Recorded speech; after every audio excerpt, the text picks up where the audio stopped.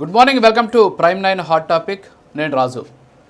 ఆంధ్రప్రదేశ్కి సంబంధించి నిన్న జరిగినటువంటి అనేక రకాలైనటువంటి అంశాల మీద మనం ఇవాళ హాట్ టాపిక్లో చర్చించబోతున్నాం. ఎస్పెషల్లీ జగన్మోహన్ రెడ్డి కోర్టు వాయిదాల్లో ఆయన ఒక రికార్డుని నెలకొల్పుతున్నారు అని చెప్పేసి తెలుగుదేశం పార్టీకి సంబంధించినటువంటి కొన్ని శ్రేణులు కావచ్చు, అంతేకాకుండా ఏదైతే సోషల్ మీడియాకి సంబంధించినటువంటి హ్యాండిల్స్లో దాని మీద తీవ్రస్థాయిలో ప్రచారం కూడా జరుగుతోంది. దాదాపు 3452 కోర్టు వాయిదాలతోటి జగన్మోహన్ రెడ్డి ప్రపంచ రికార్డు సాధించాడు అని చెప్పేసి దాదాపు 7 ఈడీ 11 సిబిఐ కేసులతో మొత్తం 31 కేసుల్లో ప్రస్తుతానికి ఆయన 5000 రోజులుగా బెయిల్ మీద బయట ఉన్నారు అని చెప్పేసి తెలుగుదేశం పార్టీ తీవ్రస్థాయిలో టార్గెట్ చేస్తూ ఉన్నటువంటి పరిస్థితి. దాదాపు 6904 కోట్ల రూపాయలను ఆయన కేవలం ఈ కోర్టు వాయిదాల కోసమే ఖర్చు చేశాడని చెప్పేసి తెలుగుదేశం పార్టీ తీవ్రస్థాయిలో ఆరోపణలు అలాగే విమర్శలు, దీంతోపాటు సోషల్ మీడియాలో ట్రోలింగ్ స్టార్ట్ చేసినటువంటి పరిస్థితి. ఎందుకంటే ఇటీవల ఆయన తెనాలికి వెళ్ళడం, తెనాలిలో ఉన్నటువంటి కొంతమందిని పరామర్శించిన నేపథ్యంలో వాళ్ళు గంజాయి బచ్చిని ఎందుకు పరామర్శించారు అని చెప్పేసి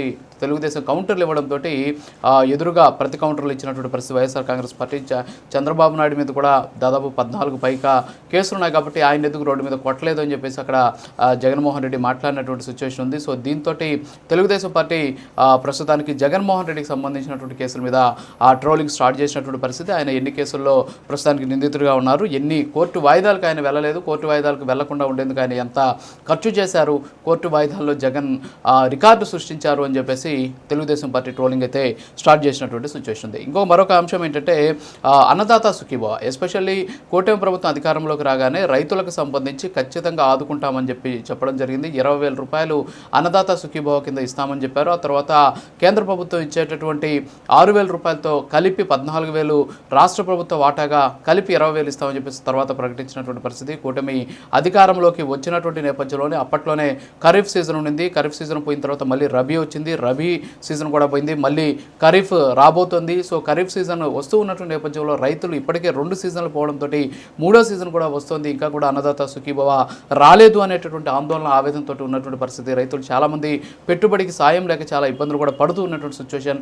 అయితే ఇప్పటికే కేంద్రం ఏదైతే రైతులకు సంబంధించి 6,000 రూపాయల్లో తొలి విడతగా 2,000 రూపాయలు తొందరలోనే అంటే ఈ నెల 19వ తేదీన ఇస్తామని చెప్పేసి వాళ్ళు ప్రకటించినటువంటి నేపథ్యంలో దాంతో కలిపి 5,000 రూపాయలు అంటే ఒక్కొక్క కంతుకి 3 కంతుల లెక్కన ఇవ్వాలి అని చెప్పేసి ప్రభుత్వం నిర్ణయం తీసుకోవడం జరిగింది. అందులో మొదటి కంతు కింద 2,000 రూపాయలు కేంద్ర ప్రభుత్వం ఇస్తున్నటువంటి నేపథ్యంలో దానికి మొదటి కంతు కింద రాష్ట్ర ప్రభుత్వం 5,000 కలిపి ఇస్తానని చెప్పేసి కూడా ప్రకటించినటువంటి పరిస్థితి. అయితే ఒకవేళ కేంద్ర ప్రభుత్వం ఇచ్చేటటువంటిది ఆలస్యం అయితే ఎప్పుడు ఇస్తే అప్పుడు ఇస్తామని చెప్పేసి ప్రకటించడం కూడా అన్నదాతలో ఒక రకమైనటువంటి ఆందోళన రేకెత్తిస్తూ ఉన్నటువంటి పరిస్థితి. మరోపక్క ఆంధ్రప్రదేశ్ రాష్ట్రానికి సంబంధించి ఇప్పటికే కొన్ని సర్వేలు సంచలనం రేకెత్తిస్తూ ఉన్నటువంటి పరిస్థితి.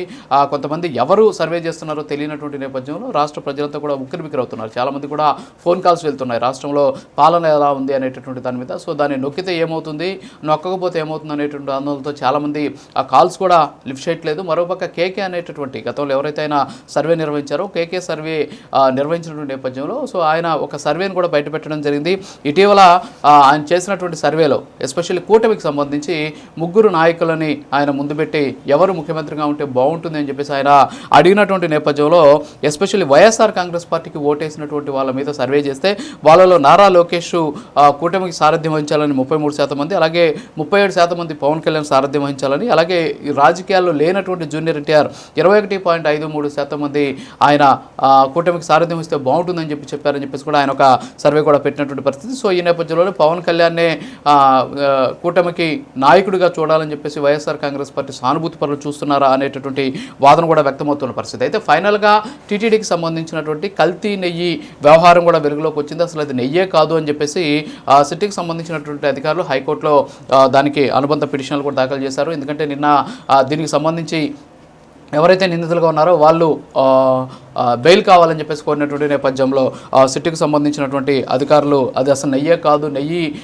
కాకుండా పామాయిల్ అలాగే ఇతర రసాయనాలతో కలిపి సప్లై చేశారు అని చెప్పేసి కూడా చెప్పినటువంటి పరిస్థితి. ఇక్కడ తెలియాల్సినటువంటి విషయం ఏంటంటే అడల్ట్రేషన్ జరిగింది. అడల్ట్రేషన్ అంటే జంతు కొవ్వులతోటి కలిపారు అని చెప్పేసి చేసినటువంటి ఆరోపణలు ఏవైతే ఉన్నాయో అవి వాస్తవం కాదా అని చెప్పేసి తేల్చాల్సినటువంటి అవసరం సిటీకి ఉంది. అంతేకాకుండా అది నిరూపించాల్సినటువంటి బాధ్యత కూటమి సర్కార్కి కూడా ఉంది. ఎందుకంటే దాదాపు కోట్లాది మంది భక్తులకు సంబంధించి మనోభావాలకు సంబంధించి సంబంధించిన అంశం కాబట్టి దీని మీద ఖచ్చితమైనటువంటి సమాధానం అయితే భక్తులకు చెప్పాల్సినటువంటి అవసరం ఉంది. కేసు దాని పాటిగా చూస్తోంది. ఎవరెవరు అరెస్ట్ కాబోతున్నారు, తొందరలోనే పెద్ద తలలు వేస్తాయని కూడా చెబుతూ ఉన్నారు. అయినప్పటికీ కూడా భక్తులకు తెలియాల్సిన అంశం ఏంటంటే అందులో జంతు కొవ్వులు కలిస్తే దానికి ఉన్నట్టు సాక్ష్యాలు ఏంటి అనేది నిరూపించాల్సినటువంటి బాధ్యత కూటమికి ఉంది. అలాగే సుప్రీంకోర్టు ఏర్పాటు చేసినటువంటి సిట్టు కూడా ఉన్నటువంటి పరిస్థితి. సో ఈ అంశాలన్నింటి మీద మనం చర్చిద్దాం.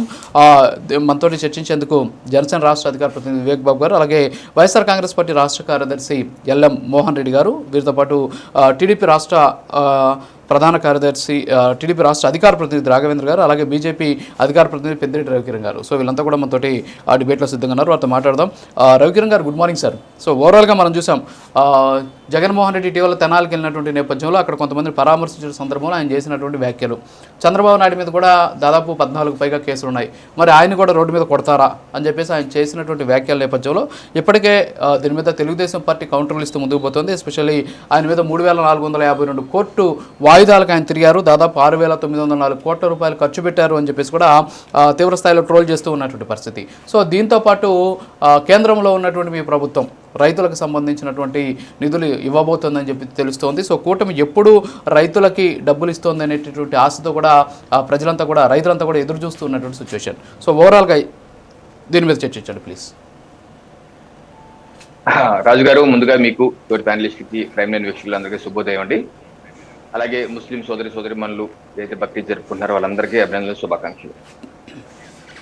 ఒకటి, జగన్మోహన్ రెడ్డి గారు ఇటీవల తెనాలి వెళ్ళి రౌడీ షీటర్లు, సంఘ విద్రోహ శక్తులకి బాసటగా నిలబడి నేనున్నాను, నేను విన్నాను అని ఏదైతే భరోసా ఇచ్చారో ఇది సభ్య సమాజం సిగ్గుపడే విధంగా, నిర్ఘాంతపోయేగా, నివ్వెరపోయే విధంగా ఉన్నాయి.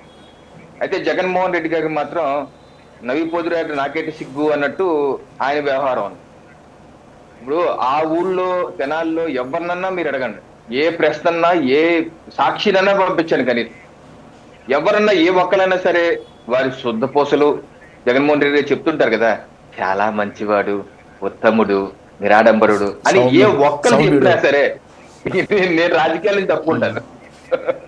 ఒక్కరు చెప్పినా ఎంత ఘోరమైన నేరాలు చేసేవాళ్ళు. ఒక వ్యక్తిని అంటే ఒక యువకుడిని ఆ బ్యాచ్, లడ్డూ బ్యాచ్ ఏదైతే పరామర్శించిన బ్యాచ్ ఏదైతే ఉందో, ఒక వ్యక్తిని ముక్కలుగా నరికేశారంటే నాకు స్థానికులు చెప్పారు. ఆ కేసు నడుస్తుంది ఇప్పుడు. ముక్కలుగా నరికేశారు. పొడి చంపడం కాదండి, ఘోరాతి ఘోరంగా చంపేసిన వ్యక్తులు ఆ యొక్క ముఠా వాళ్ళందరినీ జగన్మోహన్ రెడ్డి గారి ప్రభుత్వ హయాంలో అక్కడ స్థానిక ఎమ్మెల్యే ప్రభుత్వంతో ప్రోత్సహించారు. గంజాయి ఎల్లి అటువంటి వ్యక్తుల దగ్గరికి వెళ్ళి నువ్వు చంద్రబాబు నాయుడు గారిని కంపేర్ చేస్తాయంటే నీ మానసిక స్థితి ఏంటి? What is your psychological position? నేరాలు ఘోరాలు చేసే ఆలోచనలు ప్రవృత్తి ఉన్న వాళ్ళకి అటువంటి పనులు చేయగలరు. ఇప్పుడు ఒక నేరం చేయాలంటే రాజుగారు ఒక మానసిక స్థితి ఉండాలి. అది అందరూ చేయలేరు. ఒకరిని చెయ్యెత్తి కొట్టాలన్నా కూడా గమ్మున అందరికి రాదండి. చేతి కొట్టాలన్నది ఒక మానసిక స్థితి ఉండాలి. అలాంటి జగన్మోహన్ రెడ్డి వెళ్ళి అటువంటి బ్యాచ్ ని పరామర్శించడం ఏంటి? పిల్లగాళ్ళు ఏదో యువత చేసుంటారులే అంటే, ఏదైతే టీడీపీ కేంద్ర కార్యాలయం మీద దాడి చేస్తే వాళ్ళందరూ నా ఫ్యాన్స్, నా అభిమానులు, బీపీ ఎక్కి వేశారు అని ఒక సాక్షాత్ ముఖ్యమంత్రి సమర్థించుకున్నారంటే ఆ యొక్క పార్టీ యొక్క ఆలోచన విధానం నాయకుడి బట్టి ఉంటుంది. దూడ ఎద్దుగా గట్టు మేసి దూడ ఎక్కడో మేస్తుందా అంటారు కదా, ఆ రకంగా ఒక నాయకుడు ఈ యొక్క ఆలోచన విధానం ఉంటే ఆ పార్టీ పరిస్థితి ఏంటి, ఆ పార్టీ యొక్క నాయకుల విధానం ఏంటి, ఆ కార్యకర్తల విధానం ఏంటి? సో దీంతో అతప్పాలకి అలాగే ఆయన జగన్మోహన్ రెడ్డి గారికి సంబంధించిన కేసుల విషయాలు కూడా బయటకు వచ్చాయి. కరెక్టే. నాకు తెలిసి ఇది జగన్మోహన్ రెడ్డి గారు ఏ రకంగా న్యాయ వ్యవస్థతో దోబూచులాడుకుంటూ, న్యాయ వ్యవస్థలో ఉన్నటువంటి లొసుగుల్ని ఉపయోగించుకుంటూ, ఒక ఏలికేస్తే కాలికేస్తే ఏలికి, ఒక 11 సిబిఐ కేసులు, 9 ఈడీ కేసులు ఉంటేనండి ఆ యొక్క కేసులు విచారణ రానివ్వకుండా అనుబంధ పిటిషన్లు వేసేసి 1 కాదు 2 కాదు వందలాది సంఖ్యలో అనుబంధ పిటిషన్ వేసేసి 10,000 20,000 పేజీలు కాదు లక్షలాది పేజీలు దానికి సంబంధించి ఆ జడ్జీలు పుస్తకాలు పట్టుకొని చూసుకొని జరిగే 9-10 మాసాలు అవటం, మళ్ళీ వాళ్ళు బదిలీ అయిపోవటం, రిటైర్ అయిపోవటం, వెళ్ళిపోవటం. ఇదో క్లాసికల్ చాలా కిక్ సినిమాలో రవితేజ రంగా పట్టుకొని చూడండి, దాన్ని పట్టుకోండి అక్కడ చూసారా? ఆ రకంగా జగన్మోహన్ రెడ్డి న్యాయ వ్యవస్థని సవాలు విసురుతున్నాడు. ఆయన న్యాయ వ్యవస్థ దీని మీద సిజేఐ గారు కానీ హైకోర్టు చీఫ్ జస్టిస్ గారు కానీ గతంలో కూడా ఆది రమణ గారు కూడా చెప్పారు, ప్రత్యేకంగా కోర్టు పెట్టారు, కోర్టు పెట్టారు, అన్ని ఉన్నాయి. అయినా సరే ఈయన న్యాయ వ్యవస్థకే జల్ల కొట్టి వెళ్ళిపోతున్నారంటే న్యాయమూర్తులు, న్యాయ వ్యవస్థలో ఉన్న పెద్దలందరూ ఒకసారి ఆలోచించుకోవాలి. ఎంతమంది ఎన్ని పిటిషన్లు వేసినా, హైకోర్టు కేసు, సుప్రీంకోర్టు కేసినా ఈ బిల్లు రద్దు చేయండి, ఈ విషయాన్ని వేగవంతం చేయండి అంటే సిజేఐలు ఎప్పటికప్పుడు మార్గదర్శకాలు ఇస్తున్నారు, అయినా సరే కలవట్లేదు. సో ఇదేంటో, ఇది Guinness book of world record సాధించుకుంటారో ఎండ్ ఆఫ్ ది డే నాకు అర్థం కావట్లేదు. అలాగే మరో విషయం మీరు ప్రస్తావించారు, ఇది కల్తీ నెయ్యి గురించి. ఇంకోటి దాన్ని అన్నదాత సుఖీభావ కార్యక్రమం కేంద్ర ప్రభుత్వం ఇప్పటి వరకు అండి పిఎం కిసాన్ పథకం ద్వారా దేశవ్యాప్తంగా ఉన్నటువంటి 12 కోట్ల సన్న చిన్నకారు రైతుల ఖాతాల్లో నేరుగా 4 లక్షల కోట్ల వరకు ఇప్పటి వరకు వివిధ విడతల్లో కలిపి 4 లక్షల కోట్ల వరకు అటు ఇటుగా, కరెక్ట్ ఫిగర్ కాదు, అటు ఇటుగా వేయటం జరిగింది, నేరుగా వారి ఖాతాలు వేశారు. అలాగే మన ప్రభుత్వం, ఆంధ్రప్రదేశ్ ప్రభుత్వం కూడా గతంలో రైతు భరోసా అని చెప్పి జగన్మోహన్ రెడ్డి గారు 12,500 వేస్తా అన్నారు, అది వేసిందేమో 7,500. అదే ఆ రకంగా ఆయన ఎందుకంటే నేను ఆ మాట ఎందుకంటున్నానంటే వైసీపీ ప్లేనరీ పెట్టుకుంది ఎప్పుడు 2017 పెట్టారు. ఆ రోజు వాళ్ళు చెప్పినటువంటి హామీ ఏంటి, మేము రైతు భరోసా ఇస్తాం, కేంద్రం అప్పటికి అమలు చేయలేదు, పిఎం కిసాన్ పథకం అమలు చేయలేదు, కేంద్రంతో మాకు సంబంధం లేదు, మేమే ఇస్తా అన్నారు. కేంద్రం తర్వాత 2019 అమలు చేశారు, అప్పుడు వీళ్ళు వచ్చి దాన్ని కలిపేసుకున్నారు. అందుకని అంటున్నాను అన్నమాట. ఈ రోజు మా ప్రభుత్వం 20,000 రైతు పిఎం కిసాన్ కలుపుకొని ఇస్తా అని చెప్పి అన్నాం. ఈ మాసంలో, ఎందుకంటే కేంద్ర ప్రభుత్వం ఫిక్స్డ్ షెడ్యూల్స్ ఉన్నాయండి, జనవరి, జూన్, అక్టోబర్, జనవరి ఈ మాసాల్లో 2,000 చొప్పున 6,000 వేస్తారు. ఫిక్స్డ్ ఆ డేట్లు కొంచెం మారదు, ఒక 2 రోజులు అట్టవచ్చు, 2 రోజులు ఇట్టవచ్చు. సో కంపల్సరీగా ఆ మాసాల్లో వేస్తారు. కరోనా సమయంలో అయితే 2 విడతలు కలిపేసి ఒకేసారి ఇచ్చిన సందర్భాలు ఉన్నాయి. సో ఈ రోజు మా రాష్ట్ర ప్రభుత్వం, మా ఎన్డీఏ ముఖ్యమంత్రి చంద్రబాబు నాయుడు గారు స్పష్టంగా చెప్తుంది ఏంటంటే కేంద్ర ప్రభుత్వం ఈ మాసంలో 2,000 ఇస్తున్నారు కాబట్టి మేము అన్నదాత సుఖీభావ పథకం కింద ఈ రాష్ట్రంలో 5,000 రూపాయలు జోడించిస్తాము. అలాగే అక్టోబర్ లో మరో విడతలో ప్రధానమంత్రి నరేంద్ర మోడీకి 2,000 ఇస్తారు, దానికి మేము ఇంకో 5,000 జోడిస్తాము. అలాగే జనవరి 2026లో 2,000 ఇవ్వబోతున్నారు, దానికి 4,000 జోడిస్తాం. అలాగే వెనక్కి మొత్తం 20,000 రూపాయల వరకు రైతుల భరోసాకి అన్నదాత సుఖీభావ కార్యక్రమాలు ఇస్తాం. ఇది కాకుండా మరీ ముఖ్యంగా ఇప్పుడు మా ప్రభుత్వ సంవత్సర కాలంగా చేసిన అద్భుతమైన విషయం ఏంటంటే నాదెళ్ల మనోహర్ గారు అప్రిషియేట్ చేయాలి, ప్రభుత్వాన్ని అప్రిషియేట్ చేస్తాం, మనోహర్ గారికి స్పెసిఫిక్ అప్రిషియేట్ చేసి తప్పదండి. ఎందుకంటే నేను రాజకీయాల్లో గత దశాబ్ద పైచిలుగా ఉన్నాను. ఏ ఒక్క ప్రభుత్వం కూడా 2014లో చంద్రబాబు నాయుడు గారి ప్రభుత్వం కూడా వరి ధాన్యం సేకరించినటువంటి 24 గంటల్లో డబ్బులు వేసింది లేదు రైతుల ఖాతాల్లో. అలాంటిది మా ప్రభుత్వం ఇప్పుడు నాదెళ్ల మనోహర్ గారి ఆధ్వర్యంలో సేకరించడమే కాదు, 48 గంటలు, 28 కాకుండా 48 గంటల్లో రైతు ఖాతాలో నేరుగా జమేయటం, రైస్ మిల్లర్ల పాలు చేయకపోవటం, అలాగే తూలికల విషయంలో కూడా ఉన్నటువంటి అవకతవలన్నీ సెట్ చేసి ముందు పెట్టారు. ఇది చాలా అద్భుతమైన విషయం, రైతులు హ్యాపీగా ఉన్నారండి. Okay sir, okay. Good morning Raghavendra గారు. సో ఓవరాల్గా చంద్రబాబు నాయుడిని కూడా అన్ని కేసులు ఉన్నటువంటి చంద్రబాబు నాయుడిని రోడ్డు మీద కొట్టగలరా, మరి వీళ్ళని ఎందుకు కొట్టారు అని చెప్పేసి జగన్మోహన్ రెడ్డి గారు తెనాల్లో చేసినటువంటి వ్యాఖ్యల తర్వాత ఆయనకు సంబంధించినటువంటి కేసులు, ఆయన తీసుకున్న కోర్టు వాయిదాలు, ఆయన కోర్టుల కోసం పెట్టినటువంటి ఖర్చు, ఈ వివరాలన్నీ కూడా సోషల్ మీడియాలో భారీ ఎత్తున ట్రోలింగ్ జరుగుతుంది. నెంబర్ 1. నెంబర్ 2, సో సరే, రైతులకు అన్నదాత సుఖీభావ ఎప్పుడు ఇస్తారు ఏంటి అనేది మనకు పెద్దిరెడ్డి రవికిరణ్ గారు చెప్పారు. అయితే ఇక్కడ ఇంకొక విషయం ఏంటంటే కూటమి ప్రభుత్వానికి సంబంధించి ఒక సర్వే జరుగుతుంది. అసలు ఆ సర్వే ఎవరు, మీరే చేపిస్తున్నారా లేకపోతే థర్డ్ పార్టీ ఏమైనా చేస్తుందా, వైఎస్ఆర్ కాంగ్రెస్ పార్టీ చేస్తుందా? 1 ఇయర్ తర్వాత ఇప్పటికిప్పుడు ఎన్నికలు వస్తాయి, మీరు ఓటు ఎవరికి వేస్తారు అని అడగాల్సినటువంటి అవసరం ఇప్పుడు ఎందుకు వచ్చింది? అసలు ఏంటి కన్ఫ్యూజన్ అంతా కూడా ఏంటి? ఈ 2 అంశాల మీద రియాక్ట్ అవ్వండి ప్లీజ్. రాజుగారు, ముందుగా మీకు, ప్యానెల్లో ఉన్నటువంటి సభ్యులకు, అదేవిధంగా ప్రైమ్ 9 వీక్షకులందరికీ కూడా గుడ్ మార్నింగ్. మనం ఈరోజు ఏదైతే ఒక ప్రెజెంట్కి విజన్కి ఉన్న డిఫరెన్సెస్ గురించి మనం వాటిన్నిటిని కంపేర్ చేసుకొని మాట్లాడడం కూడా కరెక్ట్ కాదు. ఎందుకంటే జగన్మోహన్ రెడ్డి అనే వ్యక్తి, అతనికి తెలిసిందల్లా జైలు, బెయిలు, దాన్ని రెండింటిని అడ్డం పెట్టుకొని ఈరోజు బ్లాక్మెయిల్ రాజకీయాలకు ఆంధ్రప్రదేశ్ రాష్ట్రంలో పాల్పడుతున్నటువంటి వ్యక్తి జగన్మోహన్ రెడ్డి. ఈరోజు మా నాయకుడు నారా చంద్రబాబు నాయుడు గారు రాష్ట్రానికి పరిశ్రమలు తీసుకురావాలి, పెట్టుబడులు తీసుకురావాలి, ఉద్యోగ అవకాశాలు, ఉపాధి అవకాశాలు పెంపొందించాలి, రాష్ట్రాన్ని అభివృద్ధి పదంలో ఈరోజు ముందుకు తీసుకెళ్తా ఉన్నాం. అయితే ఇవన్నీ కూడా చూసి ఓర్చుకోలేనటువంటి ఈ క్రిమినల్ మనస్తత్వం ఉండే ఎవరైతే ఈ వైసీపీ నాయకులు ఉన్నారో వాళ్ళందరూ కూడా ఈరోజు ఈ ప్రభుత్వం మీద మూకుమ్మడిగా రాష్ట్రంలో లా అండ్ ఆర్డర్ని కంట్రోల్ లేకుండా లా అండ్ ఆర్డర్ని దెబ్బతీయాలనే ఒక ఉద్దేశంతో ఈరోజు వీళ్ళందరూ కూడా ముందుకెళ్తా ఉన్నారు. ఎందుకంటే జగన్మోహన్ రెడ్డి బేస్ అక్కడి నుంచే వచ్చింది. ఆయన ఈరోజు ఒక రాష్ట్ర ముఖ్యమంత్రిగా ఆయన ఏదైతే 2019లో ఆయన అధికారంలోకి రావడం కోసం ఆయన చేసినటువంటి అరాచకాలు ఏదైతే బాబాయ్ హత్య కానీ కోడికత్తి సీనుకు సంబంధించి ఆయనే చేపించుకోవడం కానీ ఇటువంటి ఇన్సిడెంట్స్ ఎన్నో చూసిన తర్వాత జగన్మోహన్ రెడ్డికి ఇవేమీ కొత్త కాదు. జగన్మోహన్ రెడ్డికి అధికారం ముఖ్యం, ఆయన ఎలా అధికారంలోకి వచ్చామనేది ముఖ్యం కాదు. అయితే మనం చూసినట్లయితే జగన్మోహన్ రెడ్డి మీద ఇప్పటికే ఎఫ్ఐఆర్ ఆగస్టు 15, 2011 ఫైల్ అయితే ఆయన్ని మే 27, 2012 అరెస్ట్ చేశారు. ఆ తర్వాత ఆయన సెప్టెంబర్ 23, 2023 సంవత్సరంలో అంటే దాదాపు 16 నెలలు జైల్లో ఉండి బయటకు వచ్చినటువంటి వ్యక్తి ఈ రోజు కూడా అంటే 13 సంవత్సరాలు పూర్తయింది. ఈ 13 సంవత్సరాలు కూడా ఈయన బెయిల్ మీద ఉంటే ఈ బెయిల్ కోసరంగా ఈ వాయిదాలు వేయడం కోసరంగా కానీ ఆయన ఖర్చు చేసినటువంటి అమౌంట్ సాక్షాత్తు 6,000 కోట్ల పైన రూపాయలు ఈరోజు ఖర్చు చేసినటువంటి పరిస్థితి. వాటిల్లో ఆయన అధికారంలో ఉన్నప్పుడు ప్రజాధనాన్ని కూడా చాలా ఉపయోగించినటువంటి పరిస్థితి. ఒకసారి మనం చూసినట్లయితే సిబిఐలో ఉన్నటువంటి 11 కేసులు కానీ ఈడీ కింద ఉండే 7 కేసులు కానీ ఇతరత్ర కేసులు అన్నీ కూడా కలిపి జగన్మోహన్ రెడ్డి మీద 31 కేసులు ఏమో ఉన్నాయి. వీటన్నిటికి సంబంధించి ఆయన ఇప్పటికీ 39 క్వాష్ పిటిషన్స్ వేశాడు, 95 డిశ్చార్జ్ పిటిషన్స్ వేశాడు. సిబిఐ కేసుల మీద 391 సార్లు వాయిదాలు తీసుకున్నాడు. ఈడీ కేసుల మీద 261 సార్లు వాయిదాలు తీసుకున్నాడు. మొత్తం మీద కూడా ఈ 13 సంవత్సరాల్లో ఆయన 3,452 సార్లు వాయిదాలు తీసుకొని ఈ రాష్ట్రంలో, ఈ దేశంలో, ఈ ప్రపంచంలోనే బహుశా ఎవరు కూడా ఇన్నిసార్లు చట్టాన్ని ఉల్లంఘించి కోర్టుని తప్పుదోవ పట్టిస్తూ ఆయన ఈరోజు రాష్ట్రంలో తిరుగుతున్నటువంటి వ్యక్తి. మేము ఒకటే అడుగుతా ఉన్నాం, ఈరోజు ఇన్ని కేసులు పెట్టుకున్న మిమ్మల్ని ఆ రోడ్ల మీదకి తీసుకొచ్చి కొట్టాలా, లేకపోతే ప్రజా సంక్షేమం కోసం, రాష్ట్ర అభివృద్ధి కోసం పాటుపడుతున్నటువంటి నాయకుడు నారా చంద్రబాబు నాయుడు గారిని చేయాలా? మీ ఆలోచనలు మార్చండి.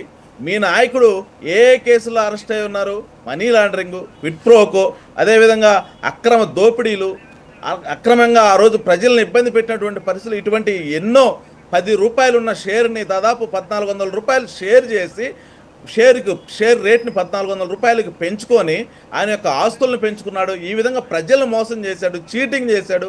ఇటువంటి కేసులు మీ నాయకుడి మీద పెట్టుకున్నారు. మా నాయకుడికి మీ నాయకుడికి అసలు సంబంధమే లేనటువంటి పరిస్థితిలో ఒకటే చెప్తా ఉన్నాం, మా నాయకుడు నారా చంద్రబాబు నాయుడు గారు గతంలో వైఎస్ రాజశేఖర రెడ్డి గారు అధికారంలో ఉన్నప్పుడు కూడా ఆ రోజు కూడా చంద్రబాబు నాయుడు గారిని ఎన్నో విధంగా ఇబ్బందులు పెట్టాలని ఆ రోజు 28 కేసులు వేసి ఆయన్ని ఎన్నో విధాలుగా ఇబ్బంది పెట్టారు. ఆ రోజు సాక్షాత్తు రాజశేఖర రెడ్డి గారు ముఖ్యమంత్రిగా ఉన్నప్పుడు చంద్రబాబు నాయుడు గారి మీద 26 పైగా విచారణలు చేశారు, 14 సభా సంఘాలు పెట్టారు, 4 న్యాయ విచారణలు చేశారు. అదేవిధంగా 4 అధికారులను ప్రత్యేకంగా నియమించి వాళ్ళ మీద విచారణలు చేపించారు. ఒక సిబిసిఐడి వేసేసి ఏం చేశారు? లాస్ట్కి ఏమి చేయలేకపోయారు. ఎందుకంటే చంద్రబాబు నాయుడు గారి మీద అవినీతి మచ్చనేది లేదు. సాక్షాత్తు ఈరోజు జగన్మోహన్ రెడ్డి గారి తల్లి ఎవరైతే ఉన్నారో విజయమ్మ గారు, ఆ రోజు రాజశేఖర రెడ్డి గారు ముఖ్యమంత్రిగా ఉన్న టైంలో చంద్రబాబు నాయుడు గారి మీద సిబిసిఐడి ఎంక్వైరీ కోరుతూ 2,424 పేజీల పిటిషన్ వేస్తే ఆ రోజు కోర్టు ఆ పిటిషన్ కొట్టిపడేసి మొటిక్కాయలు వేసిన సందర్భాన్ని కూడా ఈరోజు వైసీపీ వాళ్ళు గుర్తుపెట్టుకోవాలి. మా నాయకుడు మీరు పెట్టిన కేసులు ఏవైతే ఉన్నాయో, మాస్క్ లేదనో, లేదా లౌడ్ స్పీకర్ పెట్టాడనో, లేకపోతే ఏదో కారు ఆపి మాట్లాడానో, లేదా ఏదో మీటింగ్లో మాట్లాడానో, ఇటువంటి కేసులు మీరు మా నాయకుడి మీద పెట్టింది. మీ నాయకుడి మీద అంతా ఉండేది ఏంది? మొత్తం మనీ లాండరింగ్, క్విడ్ ప్రోకో, సొంత ఆస్తులను పెంచుకోవడం కోసం చేసినటువంటి పరిస్థితుల్లో రాష్ట్రంలో ఈరోజు జగన్మోహన్ రెడ్డి ఎవరైతే ఉన్నారో ఆయనకి ఒక అభద్రతా భావం వచ్చింది. ఎన్డీఏ కూటమి మీద గుడ్డగాల్చి మొహానేయాలి, రాష్ట్రంలో శాంతి భద్రతలు దెబ్బతీయాలి. ఈ ప్రభుత్వం రాష్ట్రాన్ని అభివృద్ధిలో, సంక్షేమంలో, అదేవిధంగా మౌలిక వసతులు కల్పించడంలో, అదేవిధంగా లా అండ్ ఆర్డర్లో చాలా ఈజీగా ముందుకెళ్తా ఉంది. ప్రజలందరూ కూడా ఈ ప్రభుత్వాన్ని దగ్గర తెచ్చుకుంటున్నారు. వీళ్ళ మీద ఏదో ఒకటి గుడ్డగాల్చి మొహానేయాలని చెప్పేసి నిన్న తెనాలి వెళ్ళాడు. అక్కడ రౌడీ షీటర్ని, అదేవిధంగా అత్యాచారాలు చేసినటువంటి వ్యక్తుల్ని, అదేవిధంగా దాడులు చేస్తుండే వ్యక్తులను కూడా ఆయన పరామర్శించడానికి వెళ్ళాడంటే ఆయన యొక్క మెంటాలజీ, సైకాలజీ కూడా మనందరం కూడా ఆలోచించుకోవాలి. ఇవన్నీ కూడా మేము చెప్పినవి కాదండి. మేమేదో ట్రోల్ చేయటమా, లేకపోతే ఎక్కడో పోస్టులు చేయడం, సోషల్ మీడియాలో వైరల్ చేయడం కాదు. ఏవైతే జగన్మోహన్ రెడ్డి గారికి సంబంధించి కేసులు ఏవైతే మేము మాట్లాడామో ఇవన్నీ కూడా అక్షర సత్యాలు. జగన్మోహన్ రెడ్డి అనే వ్యక్తి ఆయన లబ్ధి కోసం, ఆయన పార్టీ అభివృద్ధి కోసం ఆయన పాటుపడుతూ ఉంటాడే తప్ప ఆయన ఏ ఒక్క సంక్షేమం ఆయనకు అవసరం లేదు. ఆయన కార్యకర్తల బాగోగులు ఆయనకు అవసరం లేదు. ఈరోజు మేము అభివృద్ధిని సంక్షేమాన్ని దృష్టిలో పెట్టుకొని ముందుకెళ్తా ఉన్నాం. ఇకపోతే రాష్ట్రం యొక్క అభివృద్ధి గురించి, రైతుల యొక్క సంక్షేమం గురించి ఈరోజు మాట్లాడుతూ ఉన్నాం. మేము ఏదైతే సూపర్ 6లో హామీలు ఇచ్చామో, ఈ సూపర్ 6 హామీలు ఏవైతే ఉన్నాయో వాటన్నిటినీ కూడా తూచా తప్పకుండా నెరవేర్చే బాధ్యత ఈ ప్రభుత్వం తీసుకోనుంది. దానికి కట్టుబడి ఉందన్న విషయం అయితే మరొకసారి గుర్తు చేస్తా ఉన్నాం. ఇప్పటికే 4,000 రూపాయలు పెన్షన్ చేశాం. రేపు 12వ తేదీ నుంచి తల్లికి వందనం వేస్తా ఉన్నాం. అదేవిధంగా రైతులకు ఏదైతే మేము అన్నదాత సుఖీభావ చెప్పామో, ఈ అన్నదాత సుఖీభావకు సంబంధించి ఈ 20వ తేదీ నుంచి కూడా కేంద్ర ప్రభుత్వాన్ని అనుసంధానం చేసుకొని కేంద్ర ప్రభుత్వం ఇస్తున్నటువంటి డబ్బులు ఏవైతే ఉన్నాయో వీటిని కలిపి దీన్ని కూడా విడతల వారీగా వేయడం జరుగుతూ ఉంది. ఈరోజు దీనికి సంబంధించి మేము బడ్జెట్ లో రైతులకు సంబంధించి 1 minute అండి, కన్క్లూడ్. ఓకే, రైతులకు సంబంధించి బడ్జెట్ లో వ్యవసాయానికి 48,340 కోట్ల రూపాయలు కేటాయించాం. కేవలం అన్నదాత సుఖీభావకు సంబంధించి 9,400 కోట్లు ఆల్రెడీ కేటాయించడం జరిగింది.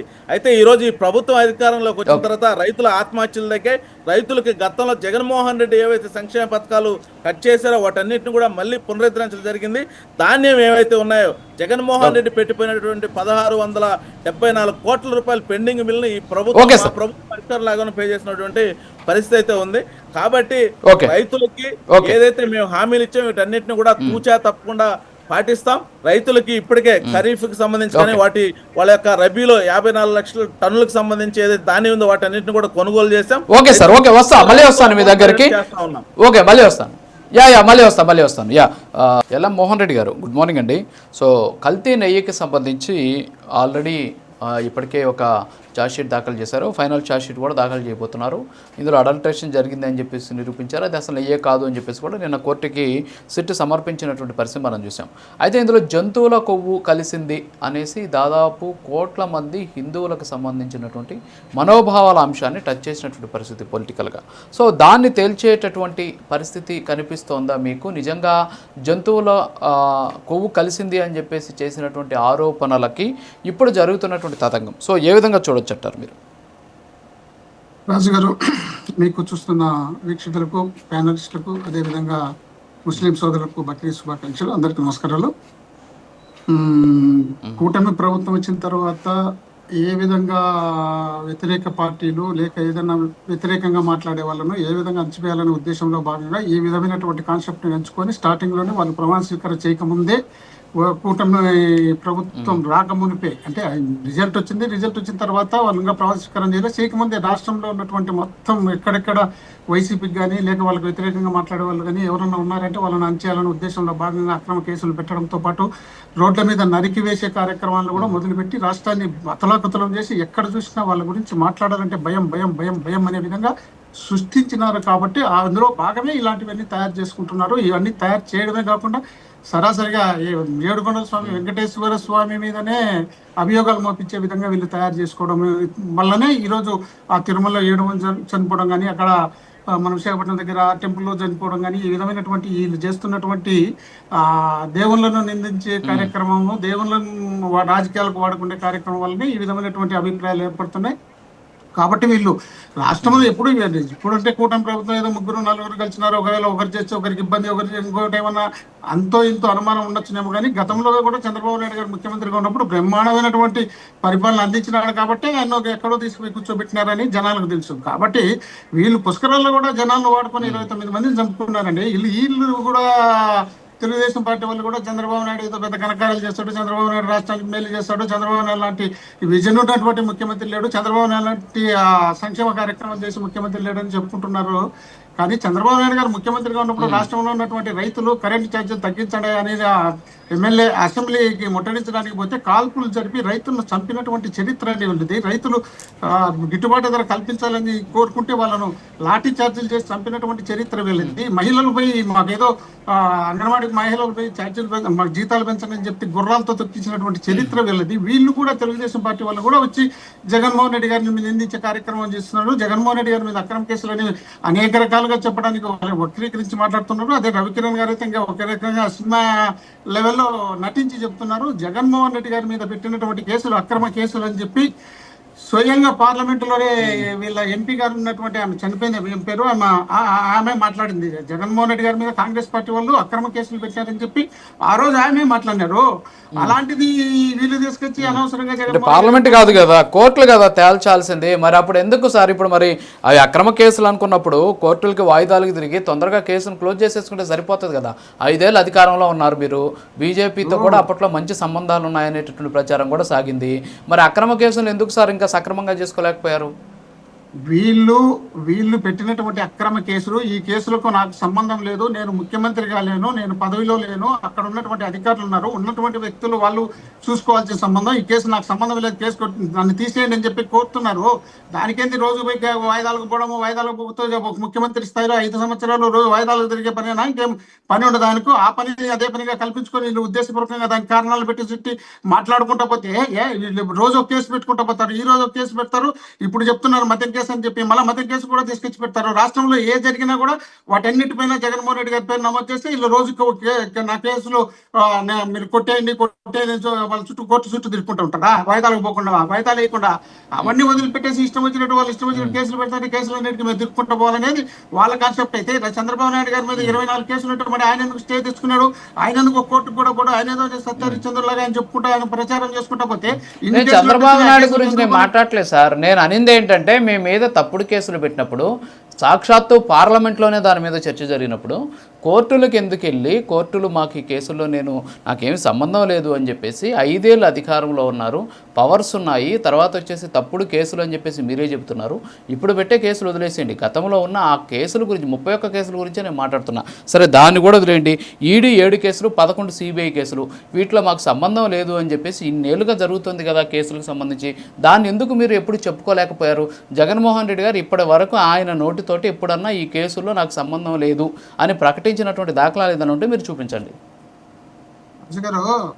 ఇప్పుడు కోర్టు కేసు పెడితే పోలీసులు కేసు పెట్టి కోర్టుకి వేస్తే కోర్టుకి వేసిన తర్వాత మన సాయంత్రం వాయిదా పోతాన్ని కొట్టేసి మనం పోతాన్ని విచారణ చేసి అడగరండి. 5 సంవత్సరాలు తిరిగినాడు ఆయన ప్రతిపక్షంలో ఉన్నప్పుడు, 5 సంవత్సరాలు కోర్టుకు తిరిగినాడు. 5 సంవత్సరాలు తిరిగినప్పుడు కోర్టుకు వెళ్ళాల్సింది కదా. కోర్టులో కూడా జడ్జి గారిని కూర్చోబెట్టి ఆ ప్లేస్ లో జగన్మోహన్ రెడ్డి గారిని కూర్చోబెట్టి రాయారు కదా. ఆయన పోయి వాయిదాకు పోయి నిలబడతాడు కదా. వాయిదాకు పోయి 5 సంవత్సరాలు నిలబడినాడు కదా. అదంతా మనం అందరూ చూసాం కదా. చూసిన తర్వాత కూడా దాన్ని మనం అనవసరంగా ఆయన కోర్టుకు పోయి కేసులు జడ్జిలు మెయింటైన్ చేసుకొని కొట్టేసుకొని వస్తాడా? అదేదో ఇది చేయమని చెప్పండి. వివేకానంద రెడ్డి కేసు అంటున్నారు. వివేకానంద రెడ్డి కేసు హత్య జరిగినప్పుడు ఎవరు ముఖ్యమంత్రి, ఇప్పుడు ఎవరు ముఖ్యమంత్రి, సంవత్సరం ఏంది ఏం చేస్తున్నారు? ఏదో చెప్తారు గుడ్డి గాడిదలకు పళ్ళు తోముకుంటున్నారు అని చేయమని చెప్పండి. ఎవరు అన్నారు? దాన్ని అప్పుడు చేయండి, ఇప్పుడు చేయండి. ఇప్పుడు కేంద్రంలో వాళ్ళే ఉన్నారు, కూటమి ఉంది, ఆ రోజు కేంద్రంలో బీజేపీ ఉంది, ఎన్డీఏ గవర్నమెంట్ ఉంది, ఇప్పుడు ఉన్నారు కదా. ఉండి చేయమని చెప్పండి. ఎవరు తన్నారు? మేమే వద్దంటున్నావా?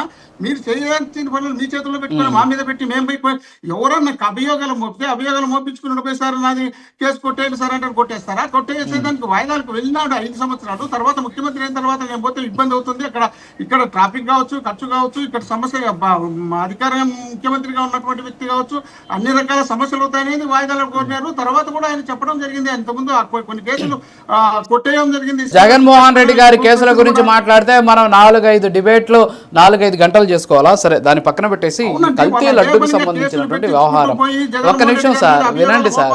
ఈ కల్తీ లడ్డుకు అంటే ఇంకా కూడా సబ్జెక్టులు ఉన్నాయి మనకు మాట్లాడడానికి.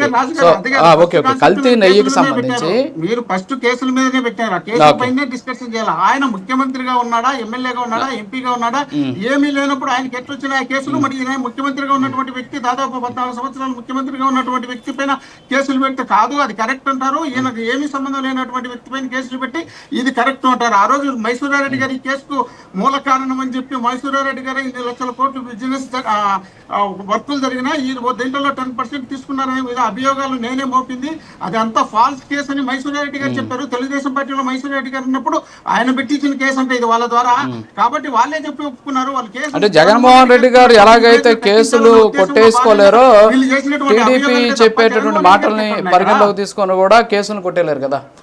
Okay sir okay Vivek Babu గారు వస్తాను మీ దగ్గరికి వస్తాను సార్. వివేక్ బాబు గారు గుడ్ మార్నింగ్ సార్. సో ఓవరాల్గా చూస్తే ఇప్పుడు ఒకటే అంటున్నారు మోహన్ రెడ్డి గారు. సో జగన్మోహన్ రెడ్డి గారికి ఏమీ తెలియదు, తప్పుడు కేసులు పెట్టారు. నిజంగా మీకు దమ్ము ధైర్యం ఉంటే, అంటే ఆయన అనలేదు, సో దాని ఆలోచన నేను చెప్తున్నా మీకు. వివేకానంద రెడ్డి కేసును ఎందుకు టచ్ చేయట్లేదు మీరు? తొందరగా మీరు దాని మీద చర్యలు తీసుకోవాలని చెప్పేసి వైసీపీ కూడా కోరుతోంది కదా. మరి 5 ఏళ్ళు వాళ్ళు ఏం చేశారో మనం పక్కన పెడదాం. సరే 5 ఏళ్ళు వాళ్ళ బాబాయి వాళ్ళ ఇష్టం, ఏవైనా చేసుకుంటారు, మనకు అనవసరం. సరే మీరు ప్రభుత్వంలోకి వచ్చారు, మరి మీరెందుకు చర్యలు తీసుకోలేకపోతున్నారు? వాళ్ళ బాబాయ్ హత్య కేసుకు సంబంధించి వాళ్ళ అబ్బాయి ఎలాగో పట్టించుకోలేదు, కనీసం మీరైనా పట్టించుకోండి అని చెప్పేసి మోహన్ రెడ్డి గారు అడుగుతున్నారు. ఎందుకని ఆ కేసును ఇంకా మీరు టేకప్ చేయలేకపోతున్నారు? ఎస్ చెప్పండి వివేక్ బాబు గారు. రాజు గారు, ముందుగా మీకు ప్యానల్ సభ్యులకి అలాగే ప్రైమ్ లైన్ వీక్షకులందరికీ గుడ్ మార్నింగ్. బక్రీద్ పండుగ సందర్భంగా ముస్లిం సోదరులందరికీ కూడా ఈద్ ముబారక్. అంటే డైరెక్ట్గా వివేకానంద గారి కేసు గురించి అడిగారు కాబట్టి చెప్తున్నాను. ఇప్పుడు ఆ కేసుకు సంబంధించి నా వాయిస్ నాకే వస్తుంది.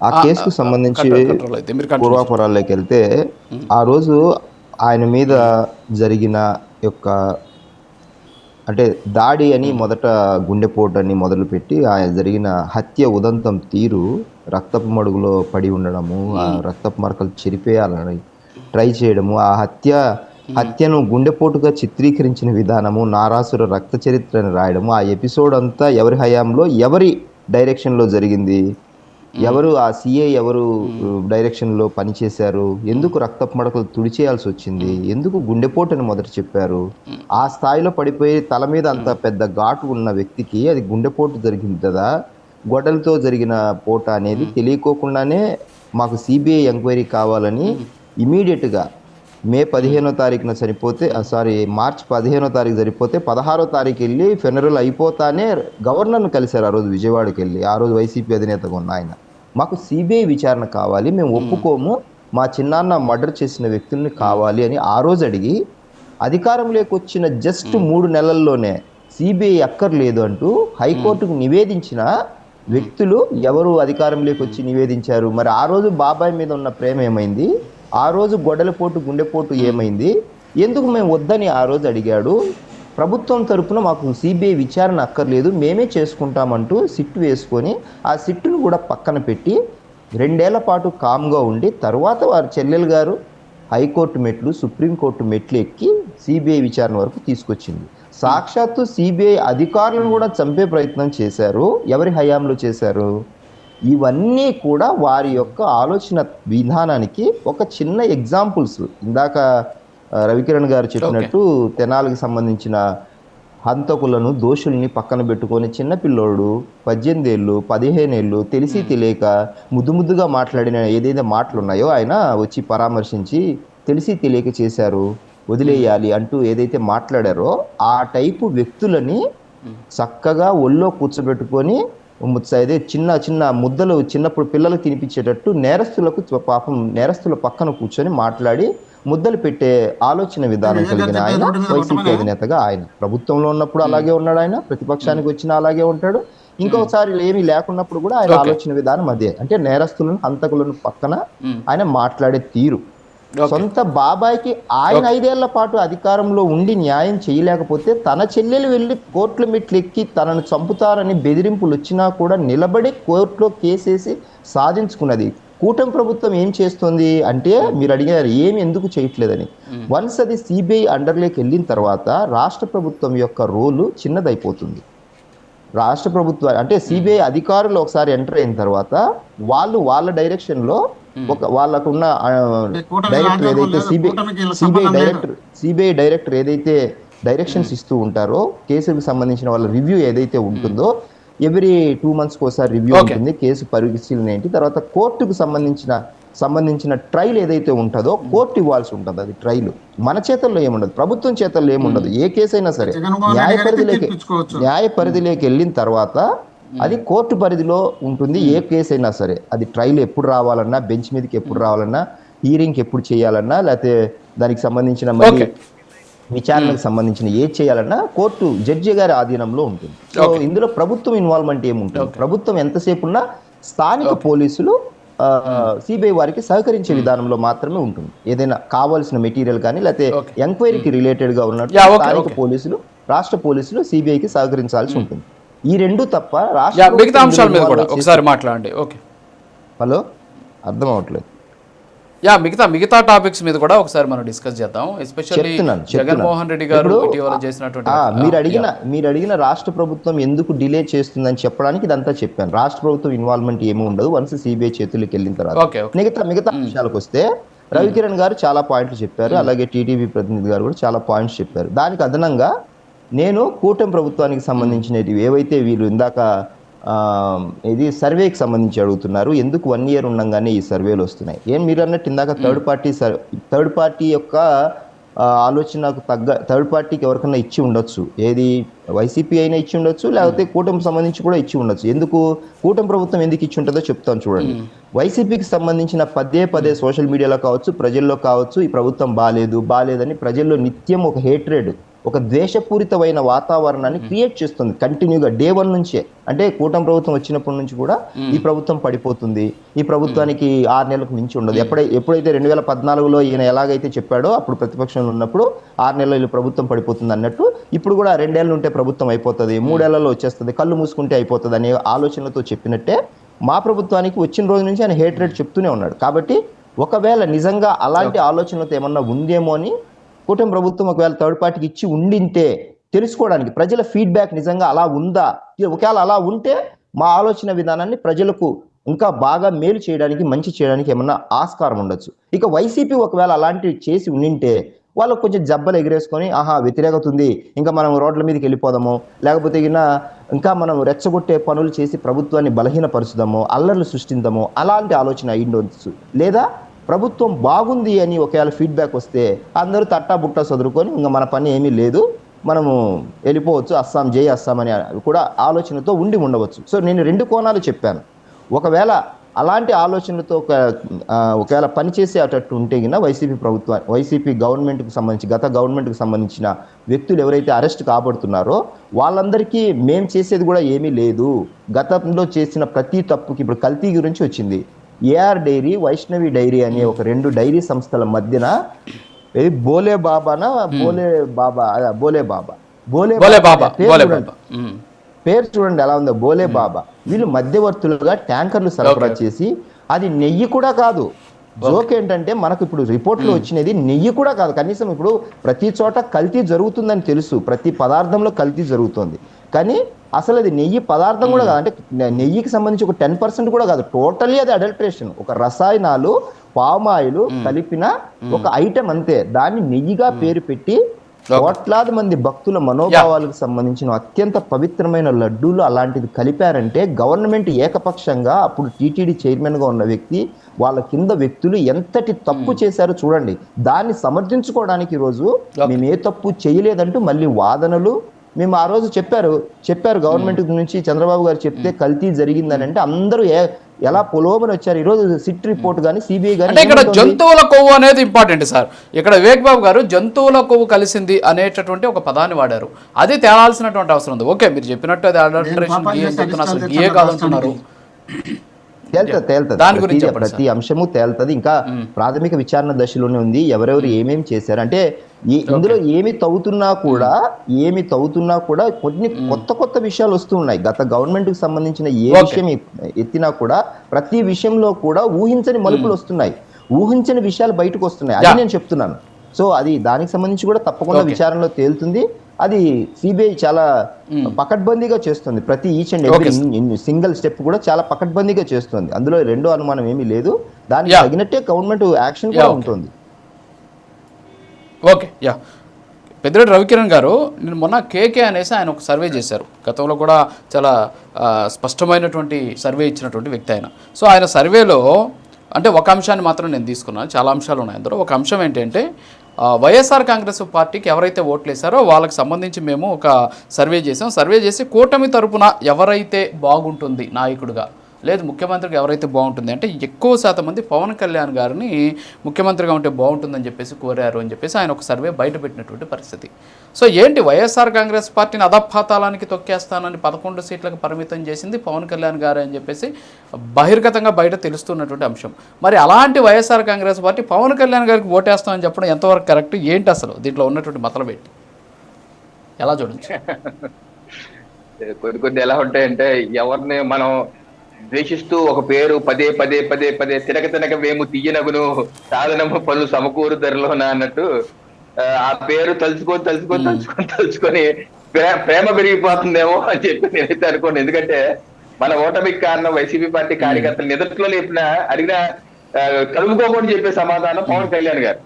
పవన్ కళ్యాణ్ గారి వల్లే మనం ఓడుకుంటూ ఉంటాం. అందుకనే మన ఎన్నికలైనప్పటి నుంచి ఎప్పుడెప్పుడు పవన్ కళ్యాణ్ గారికి ఎన్డీఏ కూటమికి దూరం పెంచాలనే ఉద్దేశంలో ఏ చిన్నది ఉన్నా సరే అడిగినా అడగకపోయినా దబదబలో మధ్యలో దూరిపోతారు. వైసీపీ పార్టీ నేతలు, కార్యకర్తలు, సోషల్ మీడియాలో ఏ చిన్నది ఉంటే చాలు ఒక చీమ దూరం సంబంధించి ఏదో దూరిపేసే ప్రయత్నం చేస్తారు. సో అందుకని బహుశా ఆ కోణంలో ప్రేమ పెరిగిపోయింది అనుకుంటాను. అయితే మీరన్నట్టు సార్, నాకు కూడా నిన్న కాల్ వచ్చింది.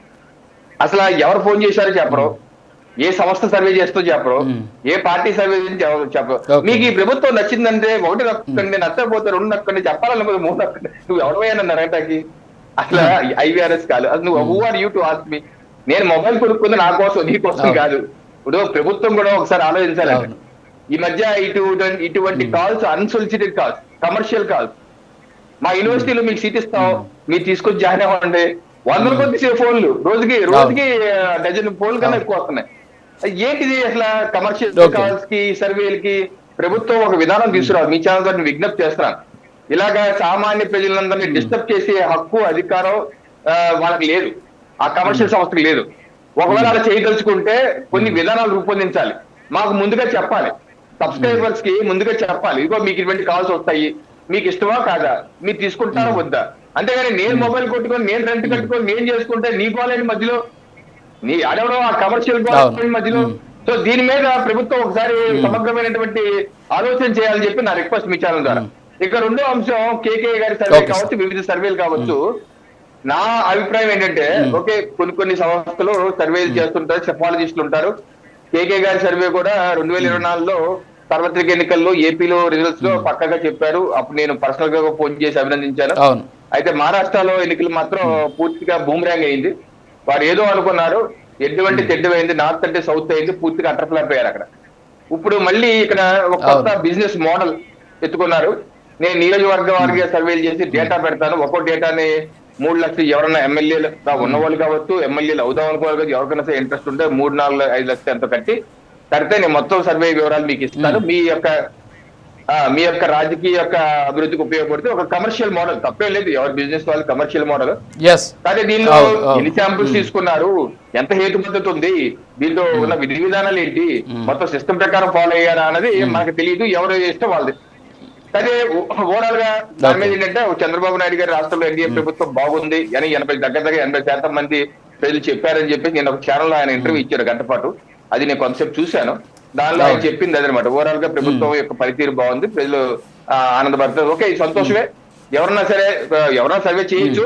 అయితే దాని మీద కొంత విశ్లేషణాత్మకంగా తీసుకొని, ఏదో తప్పులు ఏమనుంటే కరెక్ట్ చేసుకొని ఇంకా మెరుగ్గా చేసుకునే అవకాశం కలుగుతుంది. ఆ రకంగా కూడా ఆలోచన చేయవచ్చు. 100% అన్ని కరెక్ట్ అని చెప్పి బుర్రలో బుజ్జున్నవాడు ఎవడో నమ్మడం.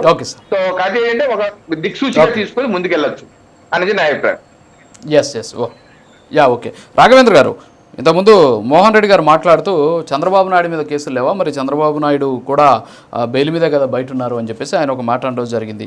సో ఓవరాల్గా ఏంటి అసలు ఈ కేసులు, ఎందుకని ఇలా వాయిదాల మీద వాయిదాలు తీసుకుంటున్నారు, ఎందుకని కేసులకు సంబంధించి కోర్టులకు అటెండ్ కావట్లేదు, కేసులు సాగతీస్తున్నారు, ఎస్పెషల్లీ ప్రజాప్రతినిధులకు సంబంధించిన కేసుల విషయంలో ఎందుకని సాగతీత జరుగుతుంది? సరే, జగన్మోహన్ రెడ్డి ఇన్ని కోర్టుకే వాయిదాలు తీసుకున్నారు జగన్మోహన్ రెడ్డి గారు, మరి చంద్రబాబు గారు కూడా అన్ని ఆయన మీద కూడా కేసులు ఉన్నటువంటి పరిస్థితి. సో దీన్ని ఎలా డిఫైన్ చేస్తారు మీరు? రాజు గారు, ఇక్కడ మనం ఒకటి గమనించాలి, ఏ టైప్ ఆఫ్ కేసెస్ ఉన్నాయి అంటే, ఇప్పుడు కేసుల ప్రియారిటీ, సివియారిటీ ఇవన్నీ కూడా ఒకటి బేస్డ్. ఆయన మాట్లాడుతున్న వైసీపీ ప్రతినిధి గారు మాట్లాడుతూ ఉంటే, వీళ్ళకి అసలు చట్టాల మీద, న్యాయ వ్యవస్థ మీద వీళ్ళకి అసలు కొంచెమన్నా గౌరవం, అది ఒక భయం అనేది వీళ్ళకి ఉందా లేదా అనేది నాకు అర్థం కాలేదు. అంటే మేము ఎన్నిసార్లు పోవాలి, 4 సార్లు పోయాము, 10 సార్లు ఎవరు పోతారు అంటే, కోర్టు పిలిచినప్పుడు పోవాలి. ఎవరి కోసం పోతాం? తప్పు చేశారు, తప్పు చేసినప్పుడు మేము ప్రతి దానికి సాకు ఎత్తుక్కునేది, నేను కోర్టుకు పోతే ఇబ్బంది అవుతుంది, కోర్టుకు పోతే ట్రాఫిక్ జామ్ అవుతుంది, ఎవరికి కావాలి ఇవన్నీ? భారతదేశంలో న్యాయ వ్యవస్థ ఉంది. ఆ న్యాయ వ్యవస్థని ప్రతి ఒక్కరు కూడా గౌరవించాలి. కోర్టు రమ్మన్నప్పుడు కోర్టుకి వెళ్ళాలి. నీకు ఏదైనా ఇరుకు ఇబ్బంది అయితే 1-2 పిటిషన్లు వేసుకో, లేకపోతే ఆయుధాలు తీసుకో. అవన్నీ ఎవరు మాట్లాడరు. ఇక్కడ సాక్షాత్తు మీరు చూసినట్లయితే 3452 వాయిదాలంటే కొంచెమైనా సిగ్గుపడాలి. న్యాయ వ్యవస్థను మనం ఎంత మాత్రం గౌరవిస్తున్నాం. జైల్లో ఉంటే నువ్వు ఈరోజు చచ్చిపోతావు, మా బయటికి పంపించండి, ఈరోజు మాకు రోగం నిమిషం ఉంది, అండి, మాకు మీరు ఇంత మాట్లాడండి, లేదు, నేనే మాకు మాట్లాడాలి. రోగం వచ్చినా, మాకు ఫ్యాన్ లేదు, మాకు ఈరోజు ఒక నిమిషం, మోహన్ రెడ్డి గారు, మీ మీద ఉండే please. కేసులు ఏంటివి? ఆ, మనీ లాండరింగ్ కేసులు, అదే విధంగా క్విట్ ప్రోకో, ప్రజల సొమ్ముని, ప్రభుత్వ ఆస్తుల్ని ఆ రోజు జగన్మోహన్ రెడ్డి గారు తండ్రి యొక్క అధికారాన్ని అడ్డం పెట్టుకొని లక్షల కోట్ల రూపాయలని అడ్డదారిన దోపిడీగా తండ్రిని అడ్డు పెట్టుకోండి, అసలైన సంస్థలో ముఖ్యమంత్రిగా పెట్టుబడులు ఉన్నటువంటి పెట్టుకొని వ్యక్తి చేసినటువంటి కోట్లు సంపాదించినాడు, పరిస్థితి. లక్షల కోట్లు సంపాదించినాడు, మా నాయకుడి మీద నేను చెప్పాను మీకు, మీరు ఒక్క ఏం నిమిషం. కేసులు పెట్టినారు? రాజుగారు అడిగారు, రాజుగారు మీరేం చంద్రబాబు చేస్తారు? నాయుడు మధ్యలో గారు నాకు కేసులు టైం లేవని లేదు. చెప్పేసి అడిగారు. నేను చెప్తా ఉన్నా, చంద్రబాబు నాయుడు గారి మీద ఉండే కేసులు ఏమండి? కరోనా టైంలో మాస్క్ లేదని చెప్పేసి 4 కేసులు పెట్టారు. కరోనా టైంలో మాస్క్ పెట్టుకోలేదని. అదే విధంగా లౌడ్ స్పీకర్ పెట్టినందుకు ఒక కేసు పెట్టారు. కారు ఆపి ప్రజలకి గ్రీట్ చేసినందుకు ఒక కేసు పెట్టారు. బహిరంగ సభలో ప్రజల్ని ఇబ్బంది పెట్టారని ఒక కేసు పెట్టారు. బహిరంగ సభలో ప్రజలు ఎవరైనా ఇబ్బంది పెడతారని? ప్రజల్ని ఇబ్బంది పెట్టే ప్రజలు చంపినారు. ఈ అవసరాల కోసం ప్రజలను చంపినారు. ఎవరు దాడులు చేశారు? ఇక్కడ ఒంగోలు జిల్లాలోనూ గుంటూరు జిల్లాలో కేసులు ప్రజలను చంపినారు. పెట్టించారు. ఈ అవసరాల కోసం ఇవి చంద్రబాబు నాయుడు గారి మీద 9 మందిని ఉండేవి. చంపినారు. మీ మీద ఉండే కేసులు ప్రజలు సంపుకుంటపై కూడా మీరు మళ్ళీ దోపిడీ కేసులు, దౌర్జన్యాల కేసులు, దోచుకున్న కేసులు, సంక్షేమాన్ని అడ్డం సార్, ఒక్క పెట్టుకొని నిమిషం, మోహన్ రెడ్డి గారు వస్తాను మీ కాబట్టి దగ్గర. కాబట్టి నేను క్లియర్ గా చెప్పాను, చంద్రబాబు నాయుడు గారి మీద అవినీతి మరకేయడం రాజశేఖర్ రెడ్డి తరమే కాలేదు. సాక్షాత్తు ఇలాంటి ఈ రోజు జగన్మోహన్ రెడ్డి గారి తల్లి అయిన పిటిషన్ వేస్తే సిబిఐ సిఐడి ఎంక్వైరీ కోసం ఆనాటి కోర్టులు కొట్టేసినటువంటి పరిస్థితి. ముందు మీ నాయకుడిని కోర్టుకు రమ్మను, అసెంబ్లీకి ఎట్లాగా రాడు, ప్రజల సమస్యల గురించి మాట్లాడు, ప్రజా సంక్షేమం గురించి మాట్లాడు, పెద్ద అసెంబ్లీలో మీరు ప్రజా సమస్యలు సమాధానం చెప్పేసి వాటి నుంచి బయటపడమని తప్ప మీరు అసెంబ్లీలో ప్రజా సమస్యల కోసం మీరు పని చేసేట్టుకుంటే అసెంబ్లీకి రావాలా? ప్రజా సమస్యల కోసం ఆ రోజు మీకు ప్రజా సమస్యలు అసలు పట్టవు. అదే సార్, ఇప్పుడు వెళ్తే కదా తెలుస్తుంది. సమస్యల గురించి, ప్రజల ఇబ్బందుల గురించి మీకు అనవసరం. మీకు కావాల్సింది ఏంటి? ఎక్కడెక్కడ శవాలు దొరుకుతాయా, ఎక్కడెక్కడ హత్యలు దొరుకుతాయా, ఎవరెవరు గంజాయి దాగి ఇబ్బంది పడుతూ ఉన్నాడా? మీరు రాష్ట్రంలో అరాచకాలకి మీరు బ్రాండ్, రాష్ట్రంలో అరాచకాలను పెంపొందించాలా? గంజాయి తాగే వాళ్ళు, అదే విధంగా లిక్కర్ స్కామ్ లో ఇరుక్కున్న కాపాడుకోవాలా? మీరు ఈ రాష్ట్రంలో అందగాళ్ళని కాపాడుకోవాలా? వల్లభనేని వంశీని కాపాడుకోవాలా? కాకాని గోవర్ధన్ రెడ్డి కాపాడుకోవాలా? లేకపోతే మీ నాయకుడు చేసిన బాగోతాలని బయటకు వస్తాయని చెప్పి ఈ రోజు మీరు అభద్రతా భావంలోకి మీ ప్రభుత్వంలో ఈ రోజు నేను ఒకటే చెప్తున్నా, తెనాలి వైకాపా వాళ్ళే పచ్చి బూతులు మాట్లాడుతున్నారు. జగన్మోహన్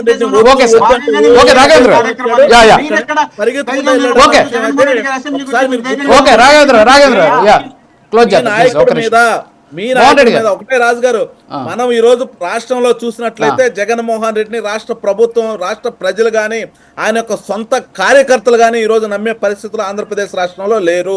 జనాలకి, వైసీపీ కార్యకర్తలకు చాలా క్లియర్ గా అర్థమైపోయింది. జగన్మోహన్ రెడ్డి అనే వ్యక్తి ముందు పెట్టి ఆయన వెనక చేరి తమాషా చూస్తాడు. దానిలో భాగంగా వెన్నుపోటు దినమని ఇచ్చాడు ఆయన బెంగళూరులో. ఇక్కడ జనాలు ముందుకు రండి, అక్కడ కేసు వాళ్ళ మీద పెట్టించుకోవాలని పరిస్థితి. ఓకే, రాఘవేంద్ర గారు టైం అవుతుంది. ఒక్క నిమిషం వారి వర్షం కూడా తీసుకుందాం. మోహన్ రెడ్డి గారు మాట్లాడండి, ఇప్పుడు మాట్లాడండి ప్లీజ్. ఇప్పుడు మాట్లాడండి. అసెంబ్లీకి రాడు, కోర్టుకు పోవడానికి చెప్పినా కదా ఇంత ముందే. 4-5 సంవత్సరాల పైన పోయినాడు కోర్టుకు. రోజు కోర్టుకు పోతూ ఉండడానికి ముఖ్యమంత్రిగా ఉన్నటువంటి వ్యక్తి కోర్టుకు పోవాలంటే ఎట్లుంటుంది అనేది తెలుసుకోకుండా మాట్లాడుతున్నారు.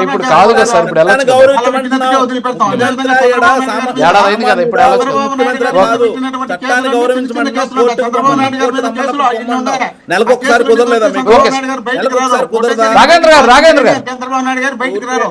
అలాంటి కేసులు ఉన్నప్పుడు కేవలం 53 రోజులకి జగన్మోహన్ రెడ్డి గారు 16 నెలలు జైల్లో పెడితే ఏ ఒక్క రోజు కూడా నాకు ఫ్యాన్ లేదు, నాకు నీళ్ళు లేదు, నాకు అన్నం పెట్టా, నాకు రోగం ఉంది అని ఏ రోజు చెప్పుకోలేదు చంద్రబాబు నాయుడు లాగా జగన్మోహన్ రెడ్డి గారు. 16 నెలలు జైల్లో ఉన్నాడు. బయటకు వచ్చేటప్పుడు నవ్వుకుంటానే, దండ పెట్టుకుంటానే వచ్చినాడు. మీలాగా వచ్చి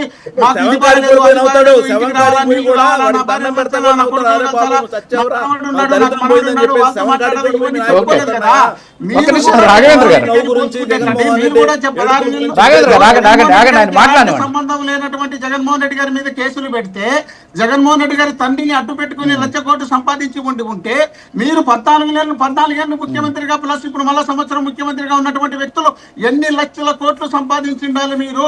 దాన్ని మీరంత నిజాయితీగానే మీరు ఎందుకు చెప్పుకుంటున్నారు? లక్షల కోట్ల రూపాయలు ప్రజల మీద వెచ్చించినటువంటి ముఖ్యమంత్రి జగన్మోహన్ రెడ్డి గారు అయితే, మీరు ముఖ్యమంత్రిగా ఉన్నప్పుడు కేవలం మీ కార్యకర్తలకు, మీ నాయకులకు, మీ కమ్యూనిటీకు మీరు డెవలప్ చేసుకోవడానికి మాత్రమే మీరు రాజధాని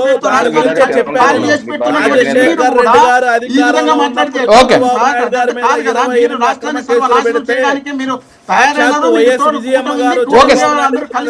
ఈ విధమైనటువంటి దుర్మార్గమైనటువంటి పరిపాలన సాగిస్తున్నారు. ఏమైంది? క్లోజ్ చేయండి రాఘవేంద్ర గారు ఒక్క నిమిషం. మోహన్ రెడ్డి గారు కన్క్లూడ్ చేయండి. అడ్రస్ లేకుండా చేసినటువంటి వ్యక్తి ఏమైనారు? వాళ్ళన్నింటినీ చెప్పమనండి ఆన్సర్లు. అవన్నీ చెప్పకుండా ఈ రోజు కేవలం మీకు ఇష్టం ఆరోపణలతోనే జగన్మోహన్ రెడ్డి గారి మీద నిందలేసుకుంటూ పోయేదానికి మీరు కాలయాపన చేస్తున్నారు తప్ప మీరు ప్రజా సమస్యలపైన ఎక్కడికక్కడ స్పందించి పనులు చేయాలనే ఉద్దేశంలో భాగంగా మీరు లేరు. మీరు ఇచ్చినటువంటి సూపర్ 6 ఒక్క హామీ కూడా అమలు చేయలేదు. దాన్ని రేపంటారు, మన్నాడంటారు, సంవత్సరాలు చెప్తారు. ఆ రోజు అధికారంలోకి వచ్చిన మొదటి రోజే సంతకం పెట్టారు. డిఎస్సీ నోటిఫికేషన్ రిలీజ్ చేస్తామని. ఈ రోజు సంవత్సరం పైన దాటిపోతుంది, ఇప్పటికి కూడా పూర్తి కాలేదు. మీరు రైతు భరోసా మోహన్ రెడ్డి గారు టైం అవుతుంది. వివేక్ బాబు గారు ఓకే సార్. మోహన్ రెడ్డి గారు తప్పకుండా సర్వేలన్నీ మొత్తం బట్టి దెబ్బేస్తున్నాయి. ఓకే టైం అవుతుంది మిగతా టైం ఇవ్వాలి నేను. ఒక్క నిమిషం వివేక్ బాబు గారు రియాక్ట్ అవ్వండి మోహన్ రెడ్డి గారి వ్యాఖ్యల మీద. ఇప్పుడు ఆయన మాట్లాడిన విధానం చూస్తే చట్టాల పట్ల, రాజ్యాంగం పట్ల వారికి వారి నాయకులకు ఉన్న ఆలోచన విధానం ఏంటో తేటతెల్లమైంది. ఎలాగా ఆయన రావాల్సిన అవసరం ఏముంది? రోజు ఒక పెడుతుంటే మేము వస్తూ ఉంటామా? మాకు ఇదే పనే అంటే కేసు ఉన్నప్పుడు ఎదుర్కోవాలి, దాని ప్రొసీజర్ ప్రకారం ఫాలో అవ్వాలి. ఇన్ని డిశ్చార్జ్ పిటిషన్లు, ఈ కథ నేను రాలేను, నేను ముఖ్యమంత్రిని, నేను చాలా బిజీగా ఉంటానని అప్పుడు ప్రతి శుక్రవారం ఎగరగొట్టినారు. ఇప్పుడు ఖాళీగానే కదా. సాక్షాత్తు తన కోడికత్తుకి తన మీద జరిగిన ఒక బాధితుడిగా ఉన్న, తన మీద విక్టిమ్ గా ఉన్న వ్యక్తి తను ట్రయల్ కి అటెండ్ అవ్వలేదు 5 ఏళ్ల పాటు, 4 ఏళ్ల పాటు దాదాపు.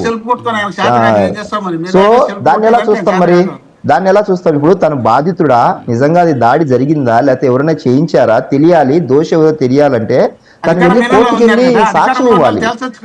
ఏం జరిగిందో కనీసం ఆ ఇన్సిడెంట్ గురించి ఎక్స్ప్లెయిన్ చేయాలి. నేను 5 ఏళ్ల పాటు ముఖ్యమంత్రిగా ఉన్నాను, నేను రాలేనంటూ విశాఖపట్నంలో ఒక బాధితుడిగా ఉన్న వ్యక్తి పాపం అకారణంగా అన్యాయంగా 4 ఏళ్ల పాటు జైల్లో మగ్గిపోయాడు. కోర్టు దాన్ని ఆ మాట చెప్పింది. ఇందులో ప్రాపర్ గా లేదు, ఎవిడెన్స్ లేదు, ఇది దీనికి సంబంధించినది అతన్ని రిలీజ్ చేసింది. ఇప్పుడు బాధితుడుగా ఉన్న వ్యక్తి, విక్టిమ్ అయిన వ్యక్తి సాక్ష్యం కోర్టుకి వెళ్ళి ఏదో చెప్పి ఉండింటే దాని విచారణ నెక్స్ట్ కంటిన్యూటీ జరిగేది. సో వీళ్ళ ఆలోచన విధానం మొత్తం ఎలా ఉంటుందంటే, నేను ఏ తప్పు చేయలేదు కాబట్టి కోర్టులే కొట్టేసుకోవాలి, కేసులు పెట్టకూడదు, కోర్టులు కొట్టేసుకోవాలి, విచారణ ఏమి ఉండవు, నేను చాలా నేను పెట్టి పుట్టాను, పైనుంచి ఊడిపడినా కాబట్టి ఈ ఆలోచన విధానంతో వైసీపీ వాళ్ళు దాదాపుగా అలాగే పనిచేస్తూ ఉంటారు. కాబట్టి వాళ్ళకి సంబంధించిన నాయకులు కూడా అలాంటి స్టేట్మెంట్, అలాంటి దోషుల పక్క, నిందితుల పక్క, హంతకుల పక్క, రేపిస్టుల పక్కన కూర్చొని మాట్లాడుతూ చక్కగా ఇంకా ఎంటర్టైన్ చేస్తుంటారు వాళ్ళని. ఇంకా 10 మంది చేయండి, మేము రోల్ మోడల్స్ గా ఉంటాము, మీకు వెనకాల మేము మద్దతుగా నిలబడతాము. సో ఈ ఆలోచన విధానంతో ఉన్నప్పుడు మనం ఏం చెప్తాము? ప్రజలకు ఓపెన్ గా ఇది వీళ్ళ ఆలోచన విధానం అని చెప్పగలం. అంతవరకే ప్రజలు డిసైడ్ చేస్తారు మీరేం చేస్తున్నారు. ఇప్పుడు కూటమి ప్రభుత్వం గురించి ఏం చేస్తున్నారు, ఏది సూపర్ 6 హామీ ఏంటి, ఎవరో రన్నింగ్ కామెంట్ చేస్తున్నారు. వాయిస్ మాట్లాడితే నాకు వినపడదు, మీరు మళ్ళీ నేను ఏం మాట్లాడుతున్నారు దానికి జవాబు ఇవ్వలేను. రన్నింగ్ లో మీరు మాట్లాడినప్పుడు నేను క్వైట్ గా ఉన్నాను, కామ్ గా ఉండండి. సో కూటమి ప్రభుత్వం గురించి మాట్లాడుతూ ఏం చేశారు అని పదే నేను ఇచ్చిన హామీలు. మోహన్ రెడ్డి గారు ఒక్క నిమిషం సార్, క్లోజ్ చేద్దాం. ఇప్పుడు గవర్నమెంట్ కు సంబంధించి, కూటమి గవర్నమెంట్ కి సంబంధించినది ఏమి చేశారు అంటే మీకు ఏమి కనపడదు, మీ మీడియాలో కనపడదు, మీకు కనపడదు ఏం చేశారని. రోజు ఒకసారి పేపరో లేకపోతే టీవీలో చూస్తే ఏం చేశారో చెప్తారు, లేకపోతే గ్రౌండ్కి వెళ్ళి ఒకసారి అడిగితే గినా మేమేమేమి హామీలు చేస్తున్నాము, అమలు చేస్తున్నాము, వాటికి ఏమేమి విధానాల్లో చేస్తున్నాం అనేది తెలుస్తుంది. టీవీ డిబేట్లో ఏం చేశారని రోజు వచ్చి అరుస్తూ ఉంటే మేము ఏం చేశామో ప్రతి సంవత్సరం మొదలు పెట్టినప్పటి నుంచి ప్రతి రోజు 1వ తారీఖు నుంచి జూన్ 12వ తారీఖు ప్రమాణ స్వీకారం చేసిన రోజు నుంచి ఈ రోజు వరకు చెప్పుకుంటా పోతే ఎన్ని చేసామో ఎలా చేసామో చెప్పుకుంటా పోతే ఈ హాఫ్ అన్ అవర్ 1 అవర్ లో సరిపోదు కదా. మీరు ఏ రోజు ఆ రోజు అంశాలకు సంబంధించిన సపరేట్ గా కావాలంటే దానికి సంబంధించి చర్చ పెట్టించండి, మీ ఛానల్లో అయినా సరే వచ్చి కూర్చొని మాట్లాడతాము. Okay sir. Okay sir, okay thank you Vivek Babu గారు, మోహన్ రెడ్డి గారు, రాఘవేంద్ర గారు, అలాగే పెద్దిరెడ్డి రవికిరణ్ గారు, థ్యాంక్ యూ వెరీ మచ్ డిబేట్లో పాల్గొన్నందుకు. సో ఓవరాల్గా చూస్తే ఆంధ్రప్రదేశ్కి సంబంధించి ప్రస్తుతం జరుగుతున్నటువంటి పరిణామాల పట్ల చర్చించడం జరిగింది. ఎస్పెషల్లీ కోర్టుకి సంబంధించినటువంటి వాయిదాల విషయంలో జగన్మోహన్ రెడ్డి దాదాపు 3452 కోర్టు వాయిదాలు తీసుకున్నారు. ఆయన చంద్రబాబు నాయుడు గురించి మాట్లాడుతున్నారు అని చెప్పేసి టీడీపీ దీని మీద తీవ్రస్థాయిలో ట్రోల్ చేస్తుంది. మరొక అన్నదాత సుఖీభావ త్వరలోనే అందబోతోంది. ఖచ్చితంగా ప్రభుత్వం, కేంద్ర ప్రభుత్వం ఇచ్చేటటువంటి ఏదైతే పీఎం కిసాన్ పథకం ద్వారా ఖచ్చితంగా కల్పిస్తామని చెప్పేసి కూడా చెబుతున్నటువంటి సిచ్యువేషన్. మరోపక్క సర్వేల పేరుతోటి ప్రస్తుతానికి ఒక హడావుడి జరుగుతుంది. సో సర్వేల ద్వారా ఏం జరుగుతుంది రాష్ట్రంలో అని తెలుసుకునేటటువంటి ప్రయత్నం ఎవరు చేస్తున్నారు అనే దాని మీద అయితే ఇంకా కూడా కన్ఫ్యూజన్ అయితే క్రియేట్ చేస్తూ ఉన్నటువంటి సిచ్యువేషన్. ఇది వాటి hot topic. Straight into prime 9.